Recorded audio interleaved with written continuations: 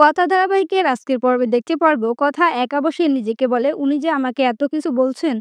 সে তো গ্রামের মেয়ে জুটলো এত বড় ঘোমটা টেনে ঘুরে বেড়াচ্ছে বড় বড় ব্যবসার অনুষ্ঠানে এই মেয়েকে নিয়ে যেতে পারবে তো? আমার কি নিজের জায়গাটা ছাড়া উচিত হয়নি? এদিকে অগ্নি ভাবছে আজকে আমার মায়ের পছন্দ করা মেয়ের সঙ্গে আমার বিয়ে হচ্ছে, কিন্তু কথা কি আসবে? ও যে জেদি মেয়ে। সঞ্চিতা তারপরে অগ্নিকে বলে ছেলের গায়ে হলুদ তো মেয়ের বাড়িতে নিয়ে যেতে হবে। কে নিয়ে যাবে? তখন অগ্নি বলে ওর তার যা আত্মসম্মান, ওকে একটু খোঁচা না দিলে এখানে আসবে না। ছোটকা বলে এতদিনে কথার গুরুত্ব বুঝতে পেরেছিস? তখন অগ্নি বলে নেহাত মা ওকে পছন্দ করেছে তাই।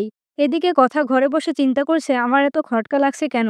ওই কনক চাপাকে পাচক মশাই এত সহজে আপন করে নিয়েছে। এটা মেজমার কোনো চাল নয় তো? অগ্নির গায়ে হলুদের অনুষ্ঠান শেষ হওয়ার পরে ঠাম্মি বলে এবার কথা মায়ের কাছে এই হলুদটা তো নিয়ে যেতে হবে। কে নিয়ে যাবে? তখন অগ্নি বলে, "আমি নিয়ে যাব। দেখোই না আমি কি করি।" অগ্নি তারপরে সাধু বাবা সেজে কথার বাড়িতে আসে।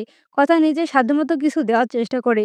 কিন্তু অগ্নির মন পড়ে থাকে, এত সাজগোজ করেছে, আমার মাথাটা এত চুলকাচ্ছে। তখন কথা বলে, "কি হয়েছে? আপনি কি রাগ করেছেন? আসলে আমার বাড়িতে বেশি কিছু নেই।" অগ্নি মনে মনে ভাবছে, আমাকে গুড়ের ঠান্ডা জল দিচ্ছে আমাকে ঠান্ডা করার জন্য।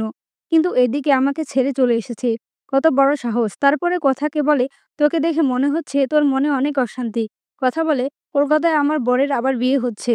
তখন অগ্নি বলে কোন বউ তার বরের বিয়ে মানতে পারে না? গোবর মানে আমি এখানে গোবরের গন্ধ পাচ্ছি কেন?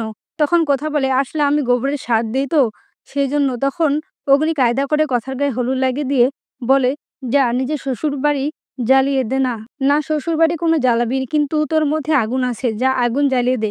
এই বিয়েটা হতে দিস না। এদিকে রুনি আর ঋতু অঙ্কিতার প্রত্যয়ের কথা অনুযায়ী কথার কাছে এসে বলে, অগ্নিদা আর কনকচাপা এই কয়েকদিনের মধ্যে এতটা ঘনিষ্ঠ হয়ে যাবে আমরা কেউ ভাবতে পারিনি। সকালে ঘুম থেকে ওঠার পরে চুল বেঁধে দিচ্ছে, ব্রেকফাস্ট বানিয়ে খাওয়াচ্ছে।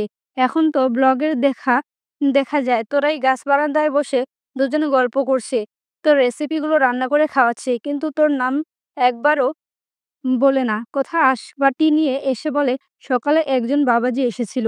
সেও আমাকে বলেছে নিজের জায়গা না ছাড়তে। তারপরে মাথা গরম করে টোটো করে সোজা চলে যায় অগ্নির বিয়ের জায়গায়। কোথাও প্রচণ্ড রেগে গিয়ে চিৎকার করে জিজ্ঞেস করে, বউ কোথায়? হ্যাঁ বন্ধুরা, আমরা এমনটাই দেখতে পারবো কথার ধারাবাহিকের আগামী পর্বগুলোতে।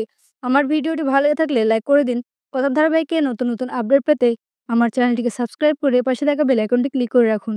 ধন্যবাদ।